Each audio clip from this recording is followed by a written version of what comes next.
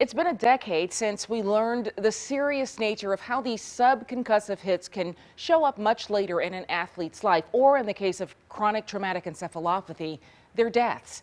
A recent report published in the Annals of Neurology on October 7th of this year makes a direct correlation between the number of years spent playing tackle football and the risk of later developing CTE. The study is called The Duration of American Football Play and Chronic Traumatic Encephalopathy, or CTE, the neurodegenerative disease found in the brains of deceased former NFL players. We first learned about it in 2009 during congressional hearings.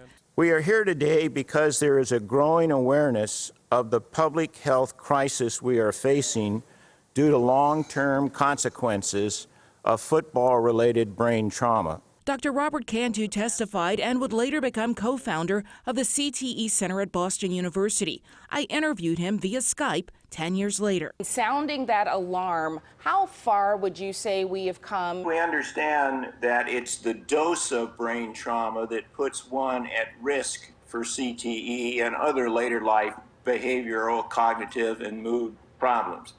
And so a recent publication has suggested that if you play only through high school, your risk is not significantly elevated.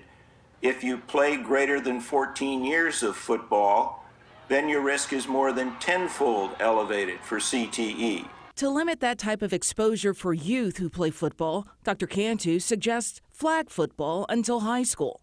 In high school, in college, the way that the game is practiced should be changed. In other words, what we call thud practices, where you practicing with robots or bags. And Dr. Cantu says it's a misconception that concussions put you at a greater risk for CTE. You at greater risk for CTE, and that's just not true. In our work at BU, we cannot connect the number of concussions one has with their risk for CTE. It's the number of total hits you've taken to the head, and a proxy for that is a number of years. For instance, you played a sport like football.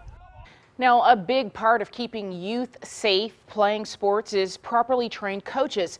Alabama's Coach Safely Foundation led efforts for this state to become the first in the nation to pass a law requiring youth coaches of those 14 years old and younger to pass a course on injury recognition and prevention.